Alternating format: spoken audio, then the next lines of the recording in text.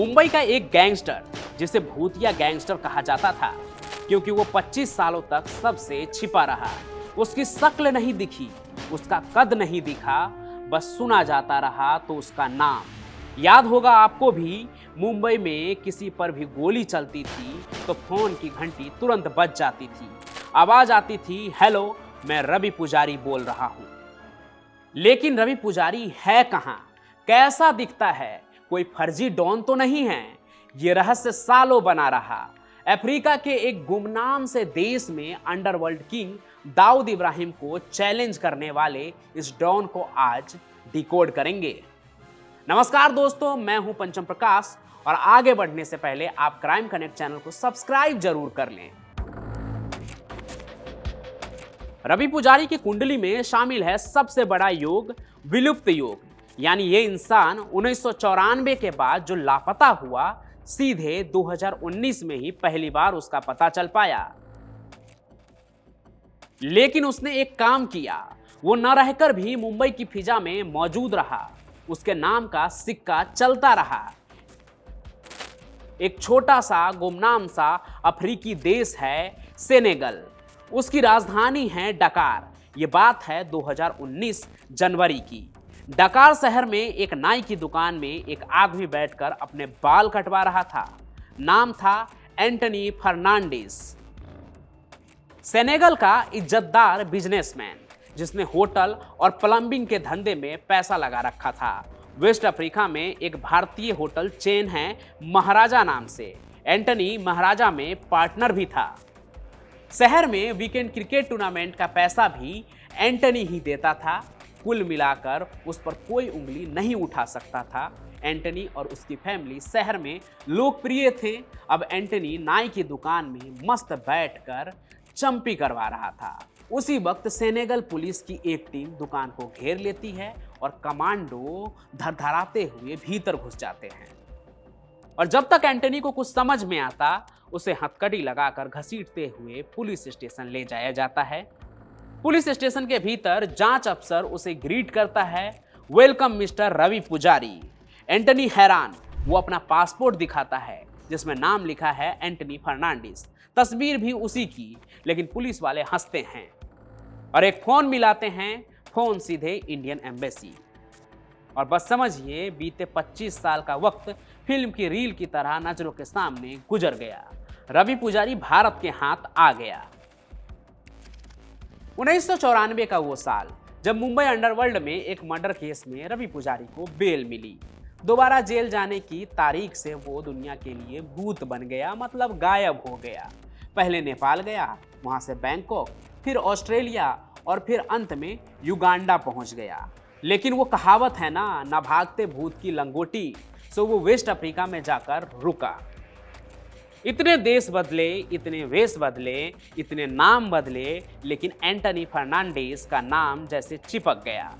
कई साल Burkina Faso में रहा और फिर एंटनी उर्फ रवि पुजारी आ बसा सेनेगल में। लेकिन दिमाग तो अंडरवर्ल्ड का था। कैसे एक नॉर्मल जिंदगी जीता? सो उसने वही किया जो कोई भी अंडरवर्ल्ड डॉन करता। और बस साउथ इंडिया के नेताओं के फोन बजने लगे। आवाज आती, रवि पुजारी बोल रहा हूं, अगर जिंदा रहना चाहते हो तो ये रकम दो। ये वक्त 2015 से 2018 के बीच 3 साल का था, जब कर्नाटक में ढेरों नेताओं को ऐसे ही एक्सटॉर्शन के कॉल आए। यहीं से शुरू हुआ भूथा डॉन का खात्मा, क्योंकि कर्नाटक पुलिस ने इस डॉन का काला चिट्ठा खोलना शुरू कर दिया। पुलिस ने प्राइवेट वर्चुअल नेटवर्क यानी वीपीएन और वॉइस ओवर इंटरनेट प्रोटोकॉल यानी वीओआईपी पर निगरानी बढ़ाई। पुजारी इन नेटवर्क्स पर कॉल करके पैसा मांगता था। पुजारी ने लोकल शूटर्स और गुंडों को अपना एजेंट बना लिया था, ताकि उसके कहने पर वो गोलियां चला दे या किसी को ठिकाने लगा दे।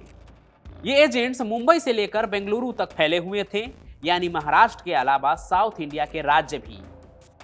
पुलिस ने फिरौती के कॉल्स को ट्रैक करने की कोशिश की, लेकिन हर बार ये बात पता चलता कि पैसिफिक रीजन, वेस्टर्न यूरोप या अफ्रीका से कॉल्स किए गए हैं। पुजारी के टारगेट पर बिजनेसमैन नहीं थे, बल्कि उसने कम से कम कर्नाटक के 10 नेताओं को निशाने पर लिया।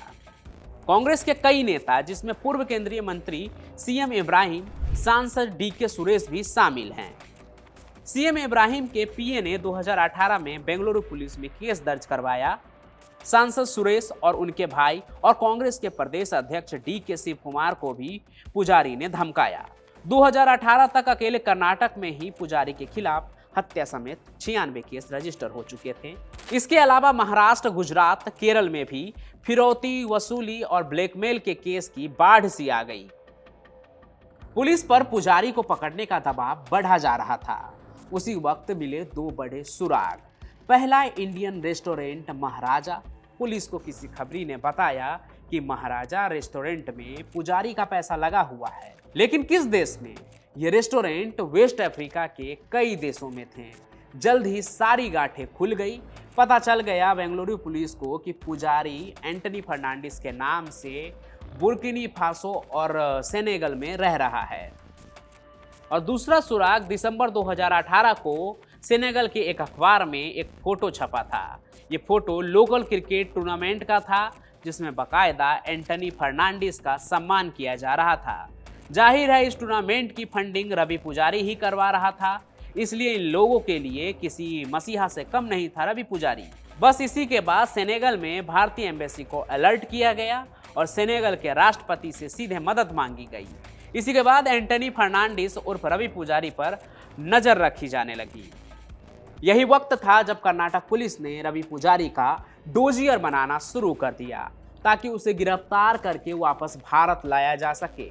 ये वही रवि पुजारी था जो खुद को देशभक्त डॉन कहलवाना पसंद करता था। 1993 के मुंबई ब्लास्ट से पहले तक वो दाऊद इब्राहिम के साथ था, लेकिन उसके बाद वो छोटा राजन के साथ आ गया। लेकिन जल्द ही उसने अपना गैंग बना लिया। लेकिन मर्डर केस में फंसने के बाद देश छोड़कर भूत की तरह गायब हो गया। एंटनी फर्नांडिस ही रवि पुजारी है, इसमें कोई गलती ना हो, इसके लिए सेनेगल के अफसरों को पुजारी के फिंगरप्रिंट्स भेजे गए। फ्रांस में पुजारी के कुछ साथी भी पकड़े गए थे। उनकी चार्जशीट फ्रेंच में ट्रांसलेट कर सेनेगल भेजी गई। सेनेगल के साथ भारत की एक्स्ट्राडिशन ट्रीटी नहीं थी, इसलिए भारत सरकार ने UNCTOC का यूज किया, यानी United Nations Convention against transitional organised crime, एक ऐसा अंतर्राष्ट्रीय कानून जो साल 2000 में लागू किया गया था। वैसे भी पुजारी के खिलाफ मको का केस था, इंटरपोल का रेड कॉर्नर नोटिस भी था। 19 जनवरी 2019 को चूहे बिल्ली का ये खेल खत्म हुआ, यानी रवि पुजारी की किस्मत पर जेल का ताला लग गया।